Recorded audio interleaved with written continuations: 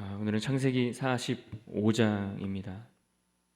우리가 지난 시간 창세기 44장을 보면서 특별히 마지막 부분에서 요셉이 드디어 형들의 진심이 무엇인지를 확인하고 그들의 마음이 무엇인지를 확인하는 그러한 장면들을 우리가 살펴보았습니다.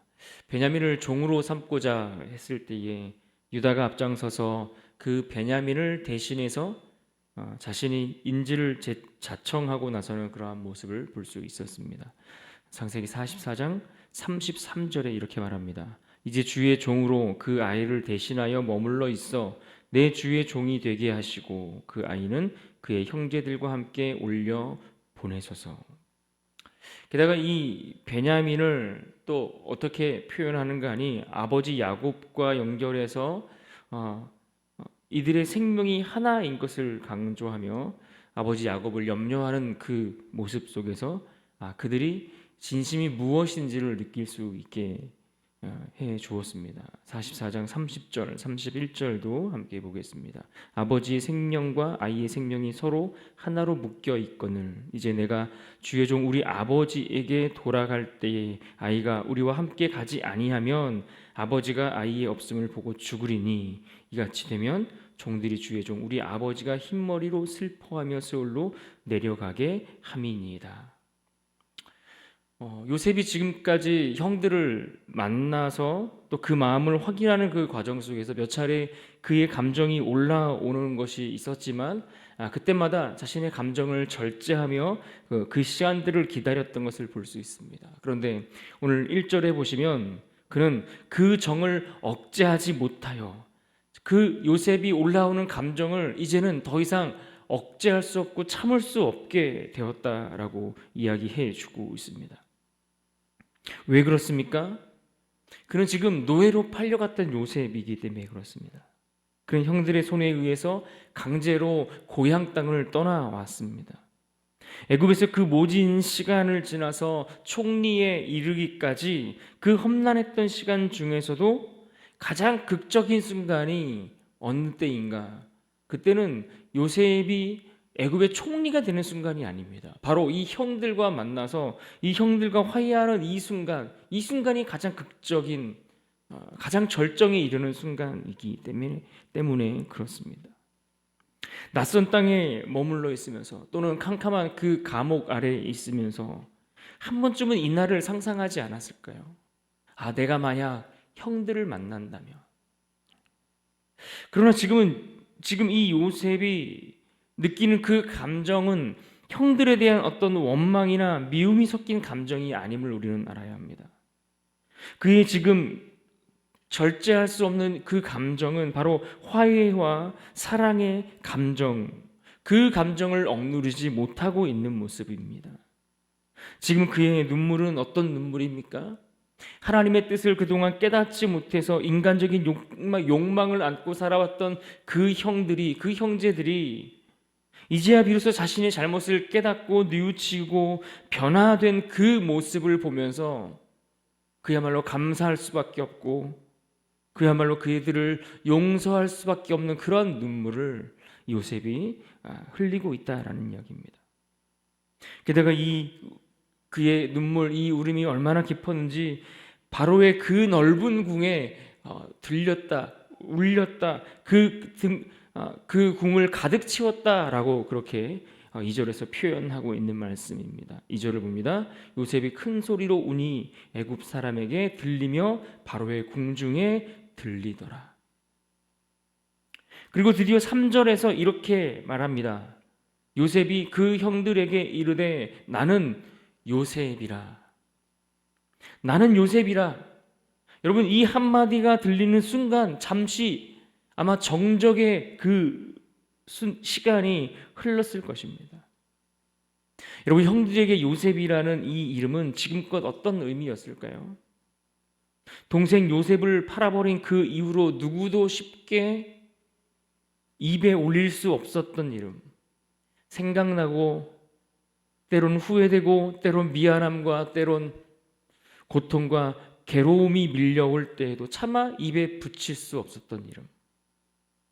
그러나 결코 잊을 수 없었던 이름이 바로 요셉이라는 그 이름입니다. 그래서 그들에게 이 요셉이라는 단어가 다시 들렸을 때에 아마 그 형들의 머릿속에는 그 짧은 순간 정말 여러 장면의 사건들이 그들의 머릿속을 스쳐 지나갔을 것입니다. 아, 내가 왜 그때 그랬을까? 뭔가 후회의 마음도 들었을 것이고, 아니 어떻게 이런 일이, 그때 그 일이 어떻게 이렇게 애굽의 총리가 되어서 이런 일들이 벌어질 수 있을까? 도저히 믿을 수 없다라는 표정으로 황당해했을 것입니다. 왜 그렇습니까? 상인들의 손에 팔려간 그 요셉이 정말 이 애굽의 총리가 되어 돌아올 것이라는 것은 그 누구도 상상조차 할 수 없었던 그런 일이었기 때문입니다. 그래서 요셉은 형들에게 말합니다. 4절에 내게 가까이 오소서. 나는 당신들의 아우 요셉이니 당신들이 애굽의 판자라. 그러니까 자신이 요셉이라는 사실을 증명하기 위해서 그 과거에 있었던 일을 끄집어내어 언급하고 있는 겁니다. 그런데 더 놀라운 것은 그가 이야기하고 있는 그 다음 이어지는 말입니다. 5절을 한번 보겠습니다. 5절입니다. 당신들이 나를 이곳에 팔았다고 해서 근심하지 마소서. 한탄하지 마소서. 하나님이 생명을 구원하시려고 나를 당신들보다 먼저 보내셨나이다. 여러분, 여기서 우리는 요셉이 자신의 삶을 통해 이루어 가시는 하나님의 손길, 하나님의 섭리, 이것들에 대해서 그가 명확하게 이해하고 있었다는 사실을 우리는 발견할 수가 있습니다. 비록 그가 노예로 끌려갔지만 그 노예로 끌려간 그 고통의 자리를 지나서 그 억울한 감옥을 통과해서 지금 그 애굽의 총리가 되어 그 자리에 이르기까지 그야말로 놀라운 그 반전의 역사, 반전의 인생을 살아가게 되었는데, 그 인생을 살아오면서 이 모든 일들을 보니까 이것은 진짜 하나님이 아니고는 정말 불가능한 일이다. 이것은 하나님이 하신 일이 아니고는 이게 절대 가능한 일이 아니라는 사실을, 자신의 인생에 그렇게 펼쳐지는 이야기, 그 내용들을 보면서 그것을 그가 깨닫고 알았다라는 이야기입니다. 요셉은 지금 하나님이 자신을 이곳에 보냈다라고 그렇게 표현했습니다. 하나님께서. 그러니까 요셉은 지금 그가 형들 앞에 서 있으면서 형들보다 먼저 애굽에 가서 그렇게 서 있는 이유, 그가 왜 애굽이라는 그 나라에, 그 위치에, 그 자리에 자신이 서 있어야 했는지, 그 이유를 분명히 그는 알고 있었다라는 이야기입니다. 여기에 보시면 보내다, 나를 당신들보다 먼저 보내셨나이다, 보내다라는 단어가 사용되었는데, 이 보내다라는 단어는 성경에서 많은 경우 하나님의 말씀의 뜻을 전하기 위해 사자를 보낼 때, 하나님의 말씀의 뜻을 전하기 위해 사자를 먼저 앞서 보내는 경우, 이제 그럴 때 주로 사용되는 단어가 여기서 사용된 보내셨나이다, 이 보내다라는 단어입니다. 또 이 단어가 주로 신약 성경으로 넘어오면 주로 보냄을 받은 자, 즉 사도를 뜻하는 의미의 단어로 쓰여질 때에 바로 이 같은 단어가 사용되기도 합니다. 그러니까 이 말은 다시 말하면 요셉이 그가 그곳에 보내짐을 받은, 누군가에게 보내심을 받게 된 그 이유, 다시 말해 자신의 사명이 무엇인지를 그는 깨닫고 있었다라는 이야기를 해주는 겁니다. 요셉이 자신의 사명을 아는 것, 요셉이 자신의 사명을 깨닫는 것, 그것이 중요한 이유가 무엇이겠습니까? 내가 이곳에 서 있는 이유, 내 사명, 내가 해야 할 일, 그것이 무엇인지를 깨닫는 것이 중요한 이유는 자신의 사명을 깨닫고 나야 비로소 지나온 인생이 해석되기 때문에 그런 겁니다. 어떻게 내 삶에 이런 일들이 벌어질 수가 있지? 어떻게 나에게 이런 일이 벌어질 수 있어?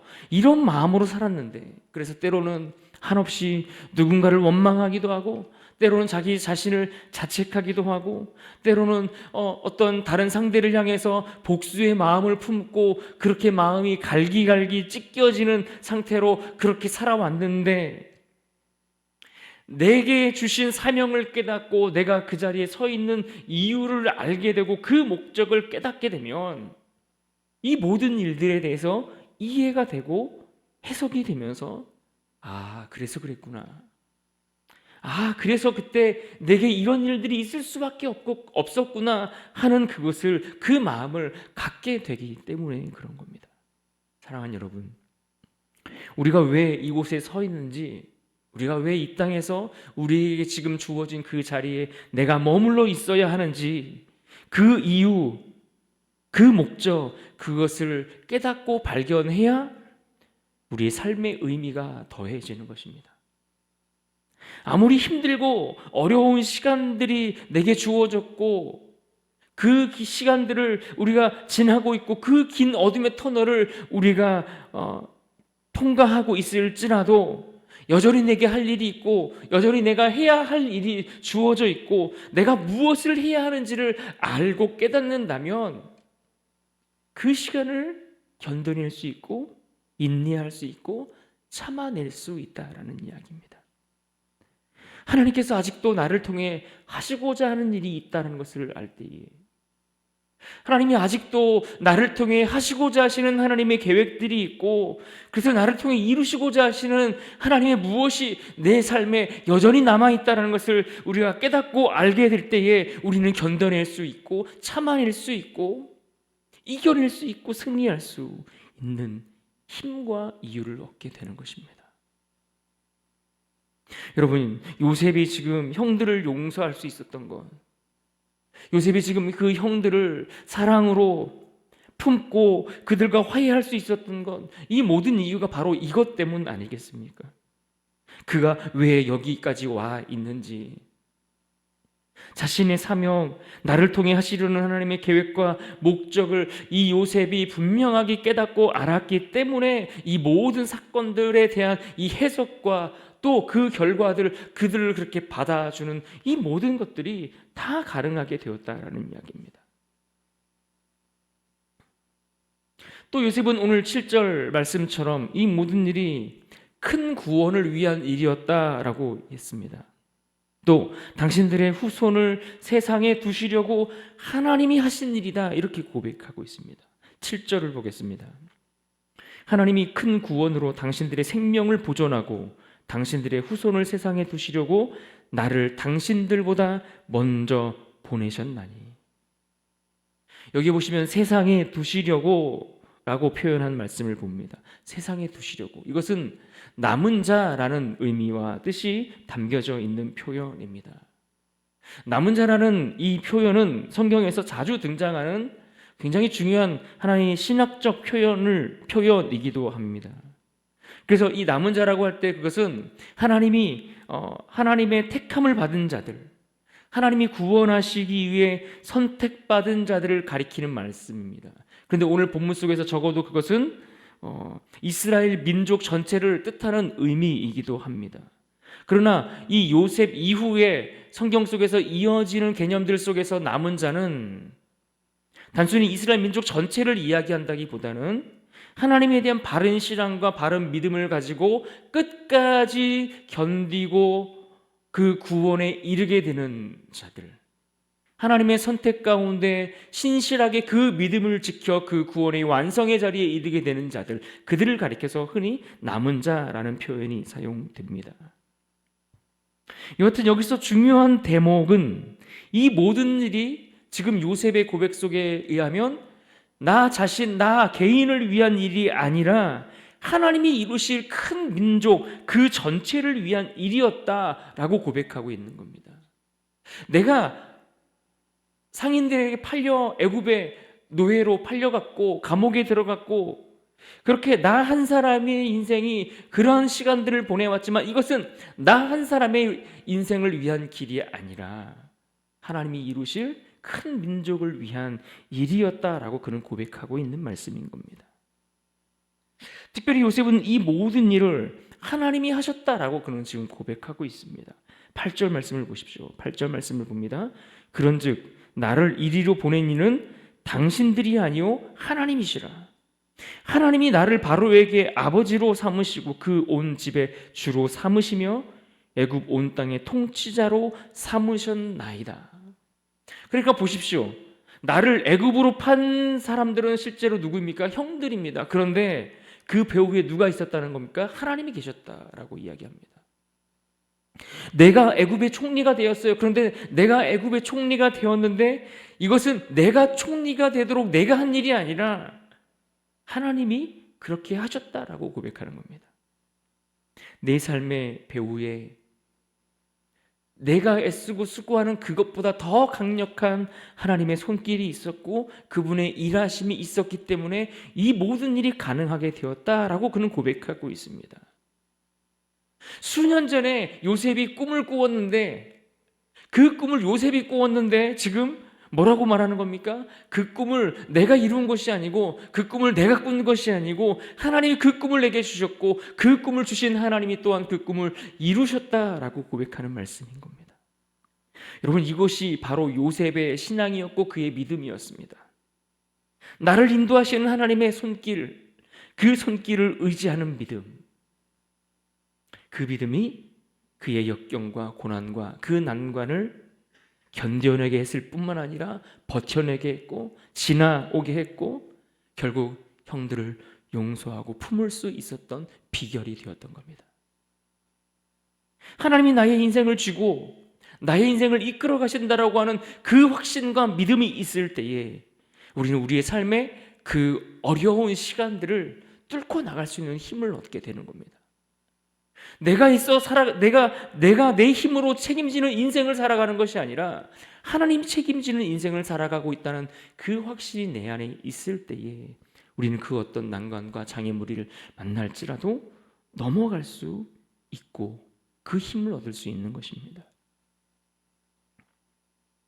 이와 같은 요셉의 이 고백들 이후에 이제는 그의 관심이 그의 아버지 야곱에게로 집중되는 것을 우리가 볼 수 있습니다.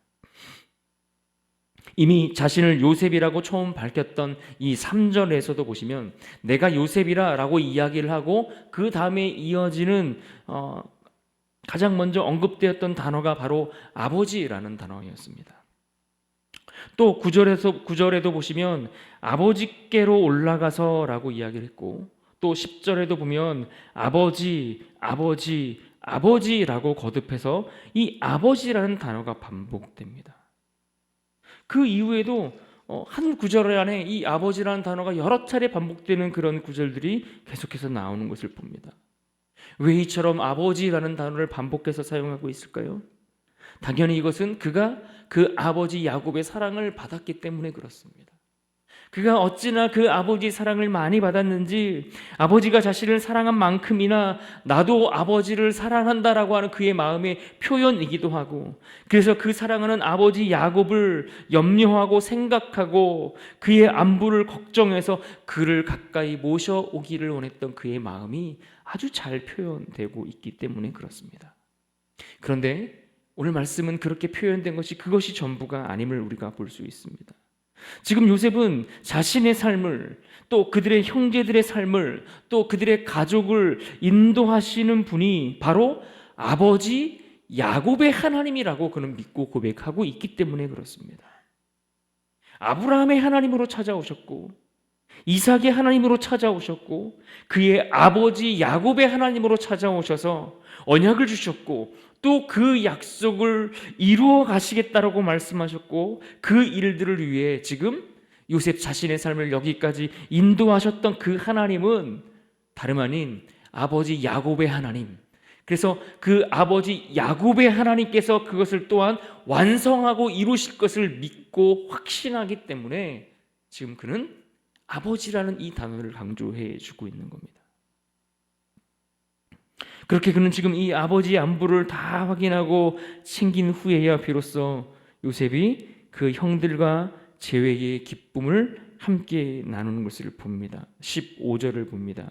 15절입니다. 요셉이 또 형들과 입맞추며 안고 우니 형들이 그제서야 요셉과 말하니라. 여러분, 창세기 37장에서 깨지고 산산조각난 야곱의 가정이 비로소 이 45장에 이르러 회복되는 모습을 우리는 이 구절 속에서 보게 되는 겁니다. 여러분, 그 가정이 깨졌을 때에, 그 가정이 산산조각 났을 때에 그 가정이 다시 회복되는 일들이 정말 가능해 보였습니까? 그 가정이 다시 회복되는 일은 마치 요셉이 노예로 팔려갔을 때에 요셉이 노예로 팔려간 그 자리에서 애굽의 총리가 되는 그 일이 마치 불가능해 보이는 그 일처럼 느껴졌던 것과 마찬가지 상황이었다는 이야기입니다. 그런데 돌이켜보면 이 모든 불가능할 것 같은 일들이 다 이루어졌습니다. 요셉이 37장에서 꿈꾸었던 그 꿈이 설마 그것이 이루어질 수 있겠어? 라고 그 가능성에 대해서 아무 기대도 하지 않고 있었던 것이, 그러나 그 꿈이 실제로 이루어지는 것을 우리는 보고 있는 겁니다. 그러니까 하나님이 하시는 일이라는 것이 이와 같다라는 것을 보여주는 겁니다. 하나님이 하시는 일은 불가능해 보이는 그 일을 이루시는 것이 하나님이 하시는 일입니다. 우리 인간의 관점에서는 도무지 불가능하고 그 어떤 기대도 할 수 없지만 그것이 하나님 안에서 들여다보면 그것은 반드시 가능한 일이 되는 겁니다. 요셉은 형들에 의해 팔려가는 그 순간 다 끝났다라고, 더 이상 아무런 소망이 없다라고 말했겠지만 그것이 결코 끝이 아니었음을 성경은 보여주고 있는 겁니다. 그의 가족이 다시 만나 화해하고 용서하고 회복되는 일은 조금의 가능성도 없어 보이는 불가능 그 자체였습니다. 그러나 주님 안에서 불가능이라는 단어가 존재하지 않음을 오늘 성경은 우리에게 분명하게 보여주고 있습니다. 그리고 이것은 우리의 삶에도 동일하게 적용됩니다. 하나님은 우리의 삶을 언제나 회복시키시는 분입니다. 우리의 무너진 가정, 우리의 무너진 삶의 자리들, 무너진 것 같은 우리의 인생의 그 모든 영역들을 하나님 안에서, 그 하나님 안에서 다시 들여다보고 그 안에서 살펴보면 하나님은 여전히 우리에게 소망을 두고 일으키시며 다시 살리시고 회복시키시고 새롭게 만드시는 분, 그분이 우리가 믿는 하나님이신 줄 여러분 믿으시길 바랍니다. 요셉은 지금 그 하나님의 손길을 믿었습니다. 그리고 그 믿음이 이루어지는 것을 우리는 보고 있는 겁니다. 그러므로 오늘 우리가 이 하루를 살아갈 때에 이 말씀을 다시 한번 기억하고 붙들기를 원합니다. 7절 말씀 우리 같이 함께 읽어보겠습니다. 오늘 본문 7절 말씀 함께 읽습니다. 시작. 하나님이 큰 구원으로 당신들의 생명을 보존하고 당신들의 후손을 세상에 두시려고 나를 당신들보다 먼저 보내셨나니. 아멘. 내가 이곳에 있는 이유를 깨닫고 내가 오늘 살아가는 이유를 알아가고 그 알아가는 그 안에 또한 하나님의 손길이 있음을 깨닫고 의지하며 살아갈 때에 안 될 것 같은 우리의 삶에 변화가 일어나고 회복이 일어나도록 인도하시는 하나님을 경험하게 될 것입니다. 오늘 우리가 이 믿음을 가지고 승리하는 하루를 살아갈 수 있기를 주님의 이름으로 축원합니다. 아멘.